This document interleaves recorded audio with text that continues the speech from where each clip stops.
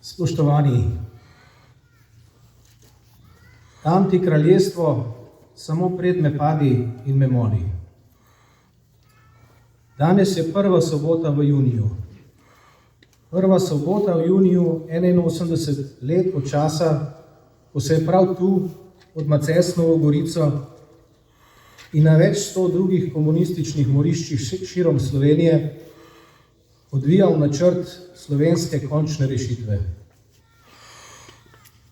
Ta načrt je prihajal od zla, ki si je za svoje orodje izposodilo z lažnim idealom zapeljane slovenske in druge komuniste. Zapeljane že leta prej, ko je postalo jasno, da se v razmerah, kakršne so vladale takrat, komunisti do tako želene oblasti ne bodo dokopali nikoli, razen če sprejmejo prav to skušnjavo. Ponudbo zla torej, ki je predpostavljala sistematično čiščenje vseh zaviralcev komunistične totalitarne prihodnosti, tako tistih iz lastnih vrst, kot onih iz vrst nasprotnikov. In vse do končne rešitve popolnega izničenja zdravega dela slovenskega naroda. Dam ti kraljestvo, samo pred me padi in me moli. Organizirano sistematično čiščenje se je najprej osredotočilo na najmočnejše nasprotnike. Zato so pod streli atentatorjev prvi padli nacionalni voditelji kot Lambert Ehrlich in Ban Natlačen. Nato pa se je morija načrtovano širila širom dežele nad pokončne lokalne vodje, župane ter ostale klene posameznike in njihove družine. Na vse tiste, ki so po terenu predstavljali premočno oviro komunističnemu prevzemu oblasti. Ob srhljivih poročilih o nočnem terenskem terorju sta se po slovenskih vaseh sčasoma naselila nelagodje in strah. Zato so se ljudje po podeželju, ki so večinoma hoteli samo v miru živeti in jih revolucija ni zanimala kaj dosti, ali pa so slutili, da ta morda ne prinese nič dobrega, so se začeli organizirati v vaške straže. V samoobrambne organizacije torej, ki bi lastne vasi in življenje v njih obvarovale pred revolucionarnimi umori, izginotji, užiganjem, plenjenjem. To je bilo tisto okolje, iz katerega so išli ti ljudje. Preprosti Slovenci, ki so hoteli braniti svoj dom, da bi svoje življenje lahko v miru živeli. Najbolj naravna reakcija, kar si jo je mogoče zamisliti. Zaradi vse večje številčnosti in moči so kmalu predstavljali novo nepremagljivo oviro komunistični totalitarni prihodnosti. To njihovo poslanstvo pa se, kot mnoga poslanstva v zgodovini, ob spletu okoliščin ni uresničilo. Ob končnem pomikanju proti Koroški je njihovo vodstvo usodno naivno mislilo, da se bodo skupaj z zahodnimi zavezniki naprej borili proti domačemu komunizmu. Namesto tega so bili zvijačo razoroženi in vrneni v milost in nemilost komunistov. Tudi ob sklicevanju zaveznikov na mednarodno pravo, ki da tako ali tako vojne ujetnike in civiliste najstrožje varuje pred vsakršnim nasiljem. In res naj bi jih. Toda zlo se seveda ne ozira na pravo in splet nesrečnih okoliščin so komunisti izkoristili za uresničitev najbolj zavržnega dela načrtovane končne rešitve. Kljub namenom, da bi se vse prikrilo, tako da prava resnica nikoli ne bi mogla priti na plan, pa je Bog hotel drugače. Priča. Spoštovani, na kraju, kjer se je to zgodilo, danes ne naslavljamo le nas tu zbranih. Govorimo o celotni Sloveniji in svetu. Tudi tistim, ki tega dela slovenske stvarnosti še ne poznajo zelo dobro. In mladim generacijam, ki jo to stvarnost namreč vsaka znova na novo odkriva. Zato dovolite, da kljub vašemu poznavanju dogodkov, vsaj za nekaj minut vseeno prepustimo besedo eni od osrednjih prič. Takrat 19-letnemu fantu iz Velikega Gabra, Milanu Zajcu, je skupaj z ostalimi žrtvami padel v to brezno. Se iz njega po 5 dnevih čudežno rešil in prišel domov, nato pa se izselil v ZDA. Do smrti v svojem 89. letu starosti se v Slovenijo nikoli več ni vrnil. Priča te osrednje epizode slovenske končne rešitve o dogajanju najbolj avtentično izpove sama. Ubijanje je trajalo več dni, izpričani odsek pa se je odvijal ravno prvo soboto v juniju, torej točno na dan kot danes. Bilo je čudovito pomladno jutro, pravi Zajec. Tako lepega dne ne pomnim v svojem življenju. Jasno je bilo kakor steklo. Rosa se je bleščala v sončnih žarkih. Vse je bilo v cvetju in zelenju, da mi kar v glavo ni moglo, da nas bodo pobili, ko smo komaj začeli živeti. Na dvorišču kočevske gimnazije so nas nakladali na kamione, da smo ležali drug na drugem kakor drva. Jaz pa sem hotel še enkrat videti svoje brate. Zato sem se vsemi močmi vzpenjal in nategoval vrat, da bi le kaj več videl. Osrečilo se mi je in zagledal sem jih. Tako so jih nalagali na kamion. Tone in Nace sta bila zvezana skupaj, Stane pa je bil zvezan s križnikom Lojzetom iz Kostanjevice. Mene so bratje prav tako opazili. Z nasmehom so mi pokazali vse, kar so mi hoteli reči. Da naj bom miren, ker se bomo videli na drugem svetu, kjer bo boljše. V mislih smo se objeli. Brata Jožeta nisem videl. Bil je v skupini za nami v Kočevskem rogu, pa je padel v isto jamo kot jaz in moji ostali bratje. Mi dopoldne, on popoldne. Na tovornjaku, kjer sem bil jaz, smo bili stari od 18 do 24 let. Le eden je bil starejši družinski mož. Žica, s katero smo bili zvezani, se nam je zajedala v meso, po vrhu pa so nas še tepli s palicami. Tako nas je bolelo, da smo začeli vzdihovati. Isti starejši mož, doma iz notranjih goric pri Brezovici, ki je imel doma ženo in 6 otrok, nas je začel bodriti, naj bomo mirni in zbrani, čeprav gremo v smrt. Saj da je on tudi miren. Kaj boste fantje, ki ste sami in gre vse z vami? Jaz zapušča doma otročičke, vse nepreskrbljene. Najstarejši je star 10 let. Bog poskrbel za njih. A zase lahko rečem, pravi Zajec, smrti se nisem bal. Bal sem se samo mučenja komunistov. Sonce je začelo pripekati in žeja je postala vse hujša. Ko smo bili že daleč v gozdu, smo začeli srečevati kamione, ki so se prazni vračali proti Kočevju po druge domobrance. Vozili so obleko, kar je bil znak, ko so izslekli. Kmalu smo zaslišali streljanje in kričanje žrtev, ki so jih komunisti morili. Kamioni so se ustavili in začeli so nas za noge vlačiti z njih. Ko sem padel iz kamiona, nog nisem več čutil. Vse so mi otrpnile med vožnjo, ko so sedeli in ležali na meni. Ko so me sezuvali, sem opazil mladega fanta, komaj 18-20 let starega, ki so ga mučili. Bil je ves krvav in ni imel nobenega očesa. Glavo pa je imel vso razklano in razmesarjeno. Še vedno je bil pri zavesti, mirno je sedel in niti malo ni tarnal ali zdihoval. Čudil sem se, kako more s tako lahkoto prenašati te grozne bolečine. Partizani pa so ga kar naprej tolkli, dokler se ni naposled zgrudil. Ko so nas sezuli, so nas zvezali po 20 do 30 skupaj in začelo se je nečloveško pretepanje. Partizani so stali v špalirju. V rokah so imeli kolje, na katerih so bili nastavljeni krivi noži.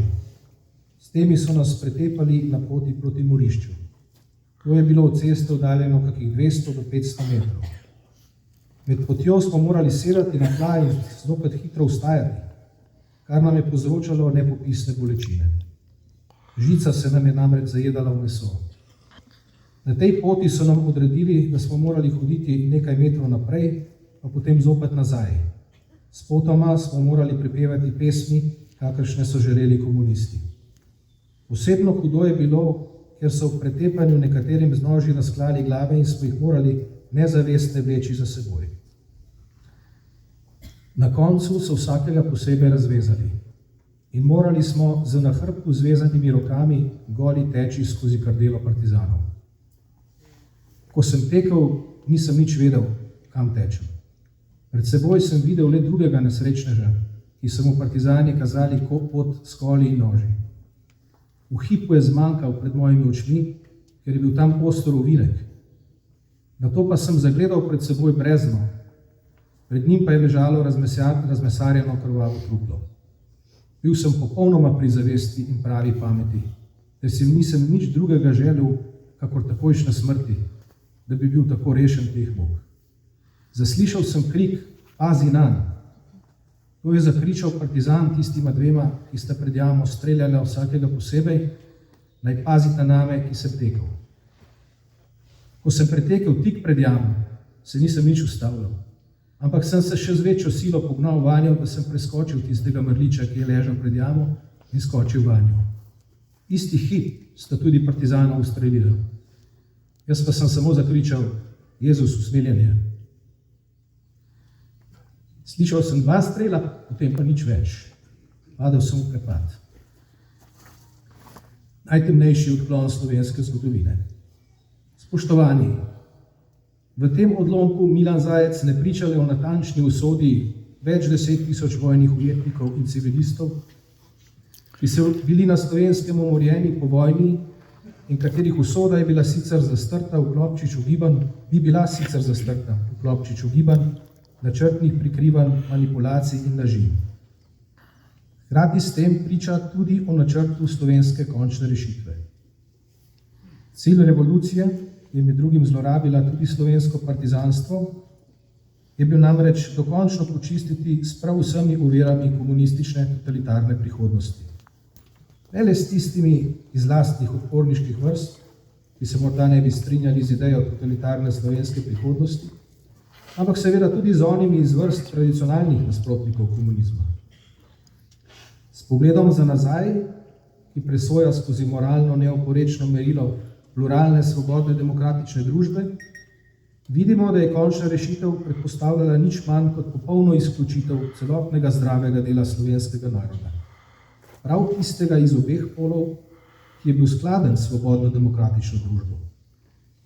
Le z eliminacijo zdravega dela narodovega telesa bi namreč komunistični totalitarizem lahko zaživel in se obdržal. Spoštovani, nikdar prej in nikdar pozneje v znani slovenski zgodovini se nikomur našega rodu ni porodila ta tako zelo temačna misel, sicer poznana iz zgodovine nekaterih neciviliziranih narodov. Že pred vojno je na podlagi ženevskih konvencij in po načelih mednarodnega prava civiliziranih narodov veljalo, da je z vojnimi ujetniki treba ravnati človeško. Vsakršno nasilje zoper ujetnike in civilno prebivalstvo je bilo že takrat strogo prepovedano.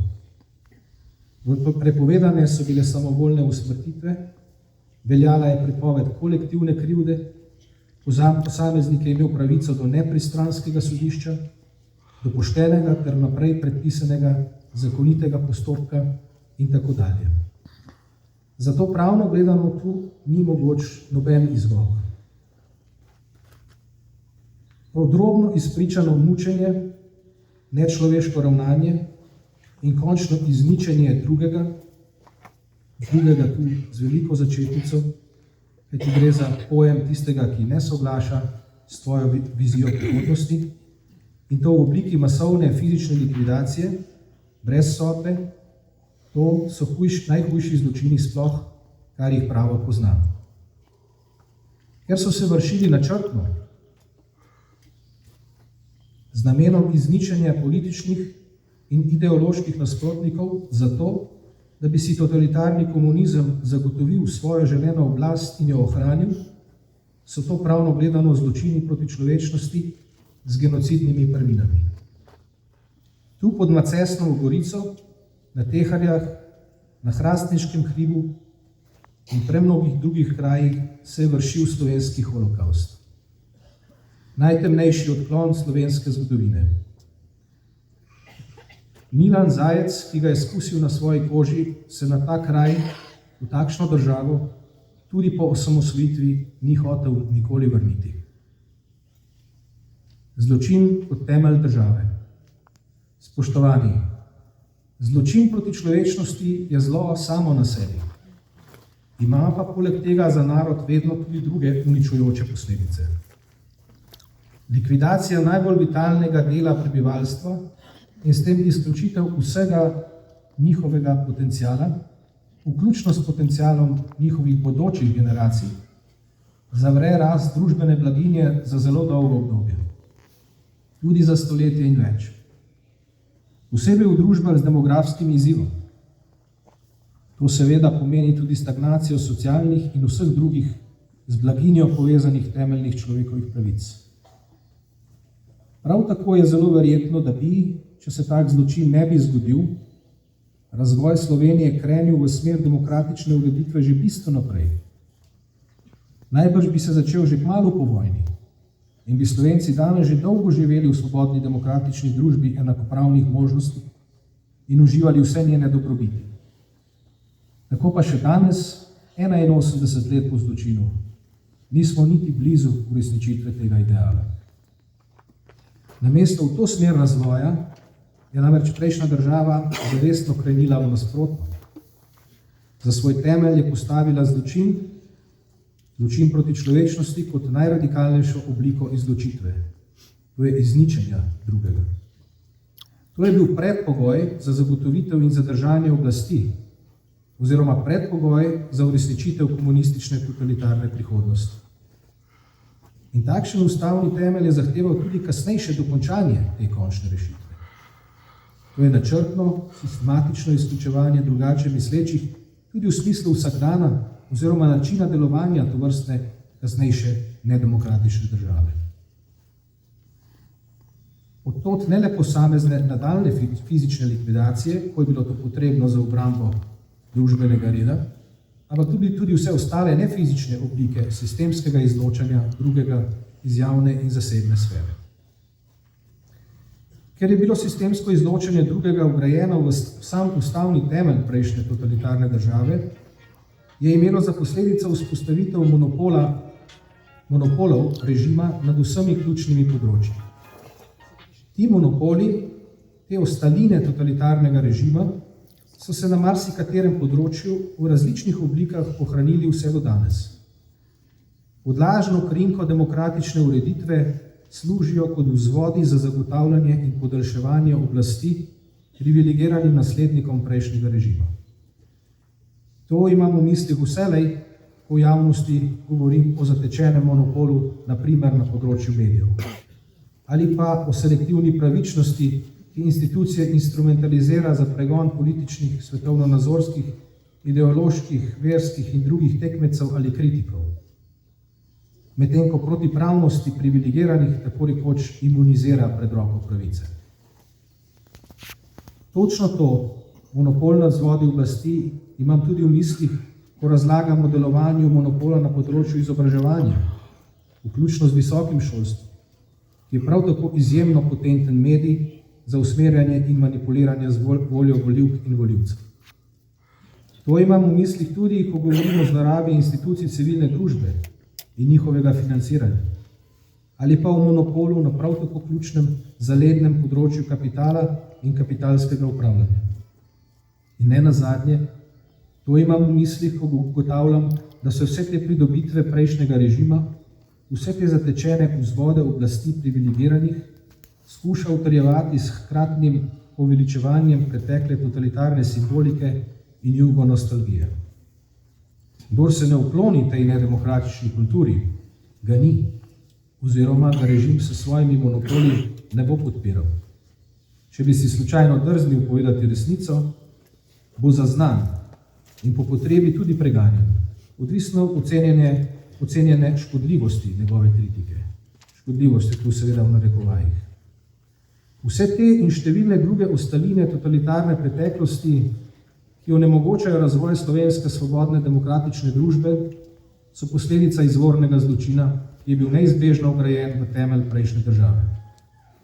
Vsi, ki tu živimo, pa smo hočeš nočeš dediči te stvarnosti, te zle zapuščine in njenega bremena. Tako tisti, ki so njeni ponosni nasledniki, kot tisti, ki se zavedajo škodljivosti njenega bremena. Ali pa tisti, ki s tem kakor ne želijo imeti nič. Celo tisti, ki se še ne bodo rodili, so njen del. Vsi svoje življenja živimo tu, v tej in nekakšni drugi stvarnosti. Nihče ni izvzet. Svobodna demokratična družba. Toda, spoštovani, vsak človek ima tudi pravico in celo dolžnost odkloniti zlo, presekati z njim in zaživeti na moralno neoporečen način, na zdravem temelju. V življenju skupnosti je ta zdrav temelj svobodna demokratična družba. To je edina oblika ustavne ureditve, ki obenem ohranja tako mene kot drugega. Nobenega od naju ne izključuje in naju oba obravnava enakopravno. Seveda pa obenem od obeh naju zahteva opustitev vseh izključevalskih oziroma totalitarnih prvin. To je natanko tisto, kar je bilo Slovencem obljubljeno pred 35 leti s sprejemom prve demokratične ustave. Ta obljuba je bila za nas in za naše bodoče generacije izborjena. Od tu ni poti nazaj, je samo še pot naprej. Toda kakšna? Kot vidimo, je treba začeti pri temeljih. Če naj bodo zdravi, moralno neoporečni, skladni s svobodno demokratično družbo, bi morala država po 35 letih svojega neidealnega razvoja najprej jasno in uradno priznati, morda s sprejetjem kakšnega zavezujočega pravnega akta ali deklaracije, da je komunizem po vojni na Slovenskem zagrešil enega najhujših zločinov proti človečnosti, da je takšen zločin predstavljal neizbežni temelj prejšnje države, ter da slovenska država v celoti in z vsemi svojimi močmi obsoja ter obžaluje ta najtemnejši moralni odklon v zgodovini slovenskega naroda. To je prvo. Zločini proti človečnosti so zločini, ki zaradi stopnje zavržnosti nikoli ne zastarajo. Nesprejemljivo je, da se storilcev za takšne zločine pri nas nikoli ni preganjalo. To je v nasprotju s svobodno demokratično družbo in s splošno priznanimi načeli civiliziranih narodov.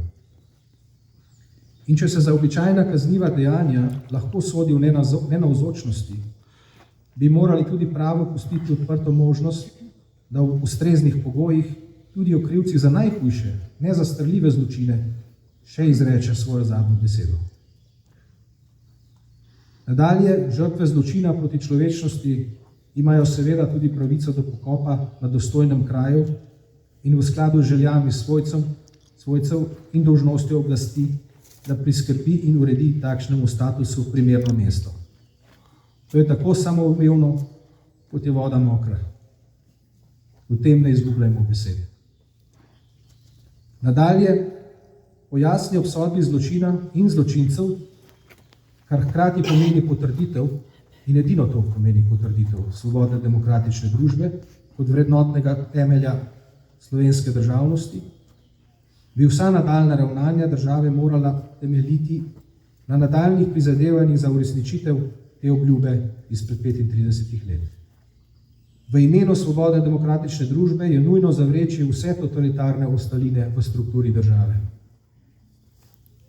in pristopiti k razgradnji zatečenih monopolov nad vzvodi oblasti, ki izvirajo iz sistematičnega izključevanja prejšnjega režima. Nujno je tudi uradno državno zavrženje vse totalitarne simbolike. Nosilcem javne oblasti in pretendentom za javne funkcije, ki naj predstavljajo državo svobodne demokratične družbe, ne more biti dovoljeno propagiranje ali čaščenje totalitarnih prvin. Spomeniki in obeležja, ki poveličujejo totalitarne zločince, poimenovanja ulic po njih, bodisi nova, bodisi obstoječa poimenovanja. Prisotnost totalitarne simbolike na državnih proslavah, izkazovanje uradnih časti s prižiganjem sveč k storilcem totalitarnih zločinov in vzvratno hojo pred obličji njihovih kipov, ter podobne deviantnosti v svobodni demokratični družbi nimajo mesta in sodijo med muzejske posebnosti kot opomin novim generacijam, da se podoben totalitarni odklon v zgodovini Slovencev ne bi več nikoli ponovil. Spoštovani, odgovornost države je, da ta proces vodi in usmerja. Odgovornost nas državljanov pa, da takšne demokratične vrednote z lastnim razumom ponotranjimo do mere, ko jih prepoznamo kot popolnoma samoumevne. Kajti prav takšne so. In tak je način življenja demokratičnega sveta. Predstavljamo si, na primer, kako bi izgledala Nemčija, če ne bi storila prav tega. Če nemška država in nemški narod kot celota ne bi jasno obsodila holokausta, ne bi obsodila krivcev zanj, če Nemci kot narod ne bi čutili krivde za svoj zločin in se zanj ne bi kesali, ampak bi namesto tega država prirejala proslave, na katerih bi slavili dosežke nacizma, ponosno mahali s totalitarno simboliko, poveličevali nacistične osebnosti, po njih imenovali ulice, se klanjali pred njihovimi kipi, prepevali nacistične pesmi, ter se z nostalgijo obračali na svojo polpreteklo zgodovino. Vse to pa bi služilo utrjevanju monopola take nedemokratične vrednostne usmeritve nad vzvodi oblasti, kar bi zagotavljalo njeno prevlado in načrtno onemogočalo poskuse demokratizacije. Spoštovani, takšna Nemčija ne bi bila svobodna demokratična družba. Sprava. Zaključil bi rad z mislijo o spravi. Veliko se namreč govori o tem pojmu. Odkar sem bil otrok, poslušam o njem. Ob razmišljanju o teh vprašanjih tekom let svojega profesionalnega življenja pa se mi je že dolgo odgovor zdel neverjetno preprost. Morda se motim, a meni se zdi preprosto. Sprava ne nastopi, ko si na primer predstavnika nasprotujočih sil sežeta v roke, si celo izrečeta medsebojno odpuščanje, ne spremeni pa se nič drugega. Tudi ne, ko se nasprotujoči si strani uspeta dogovoriti o skupnem sobivanju in si morda razdelita družbo v skladu s svojima vrednostnima vizijama. Sploh ne takrat, ko to zmotno menijo mnogi, če bi pri tem zaradi ljubega miru uspelo priti do kompromisa med različnima vrednotnima usmeritvama nekje po sredini. Sprava ni mogoča na podlagi kompromisov resnice.